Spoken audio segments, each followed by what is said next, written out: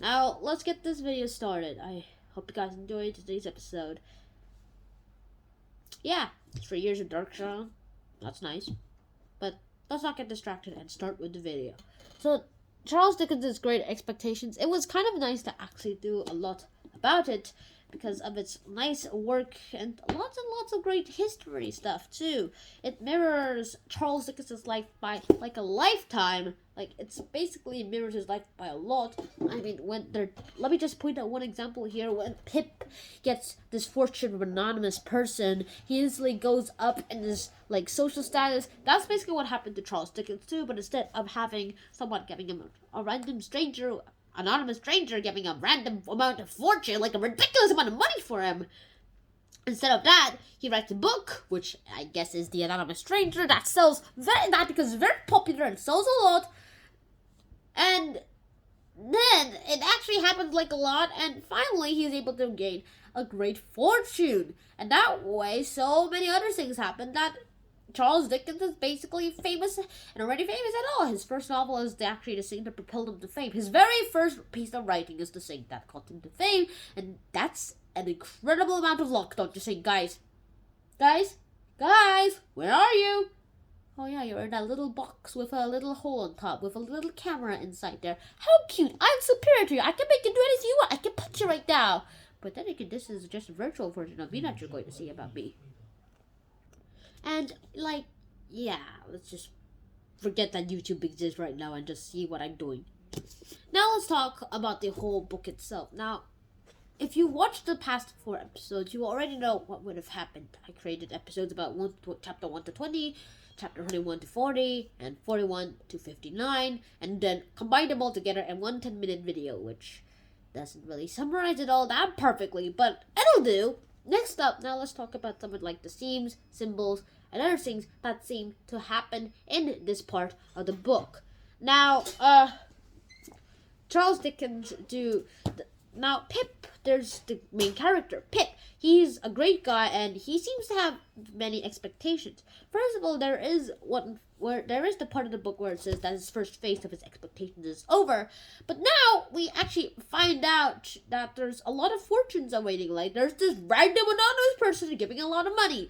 Now this is kind of like a foreshadowing, and this is the result of the foreshadowing from a previous scene. Like, let me show you this. Like, if you watch my previous episodes, you might remember this scene in the beginning of the book where Pip is right there, looking at, grieving for his mom and dad because they died before he actually was able to know them, and he doesn't even know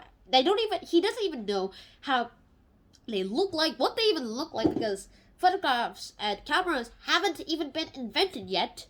When there's this random convict assaulting him, forcing him to bring him food and a file so that he can file his little leg iron on his ankles that's keeping him from running away as fast as he can.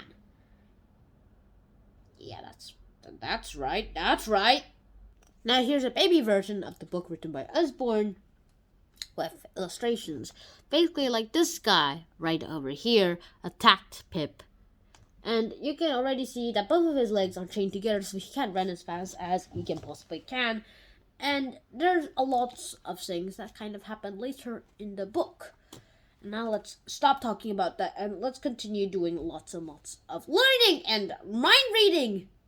Yeah, I love literacy class. Next up, there's another foreshadowing part that I can sense already that's happening. Miss Havenshaw. Now, Miss Havenshaw has a lot of great stuff and she does some weird things, but all I can say right now that I noticed from her is that she was like a symbol for like something that will happen in the future of the book. Miss Havisham already said that she'll lie on this place when she's dead, and at the end of the book, nearing the end of the book, she caught fire and died while she was on the table where her wedding cake was. And in this scene, she's caught on fire, the doctor comes in and lays her on the foot, on the place, on the table, and the whole house actually burnt down. And lots of other things happened too. And yeah, Miss Havisham eventually dies too. Then Joe. Let's talk about Joe. Joe actually represents one of the great things and lights of Pip's life. He was more like a father to Pip than anyone else. I mean, sure, everyone else tried to teach him gentleman manners, but Pip's brother-in-law, although he's like 20 years older than him, Joe was actually more of like a dad to him. He was the one who taught him kindness and treated him as the best as he can. And lots of other things happened too.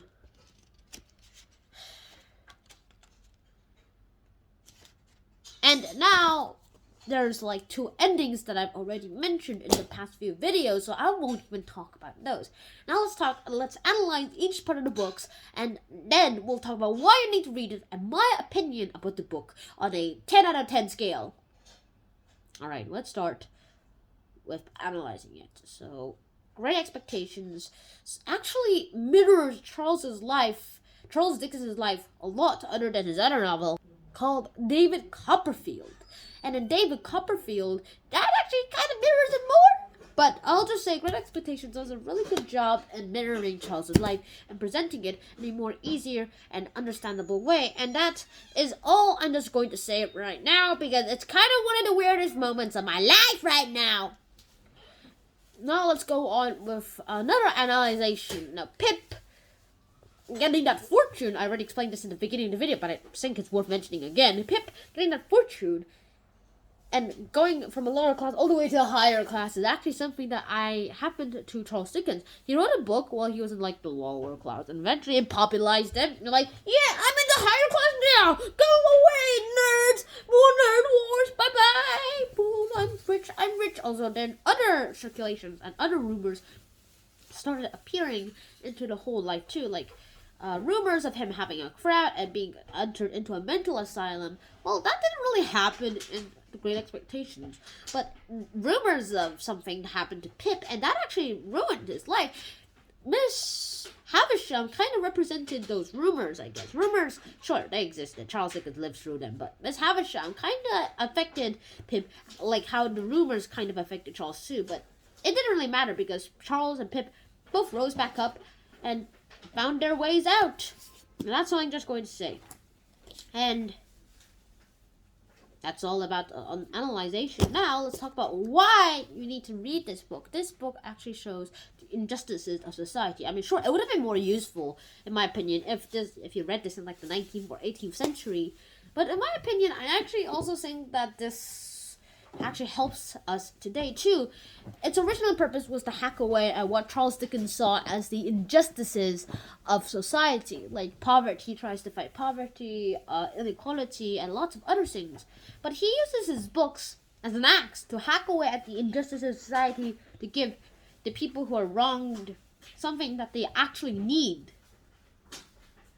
Great Expectations represent that. It's like an axe to fight against society's bias thinking that lower class with lower class and higher social class with higher social class people. It hacks away at that idea too. And that is all I can say. I mean, sure, it's your preference. If you want to marry someone from your lower class, or you want to marry someone from the higher class and the higher class guy agrees, then I guess that's good.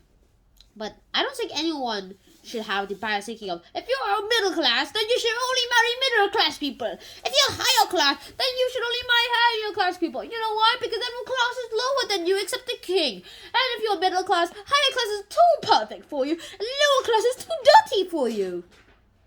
Yeah, that's kind of what I don't really think should happen too.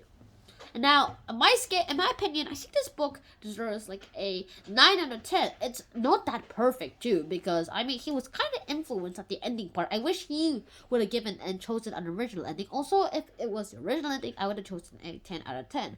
But it was like the official ending, I would give it a 9 out of 10. You know why? Because I don't really like the official ending. It's kind of too romantic in my opinion, and it doesn't really end in the ending I really hope so it would be. Estella just doesn't seem to be as happy.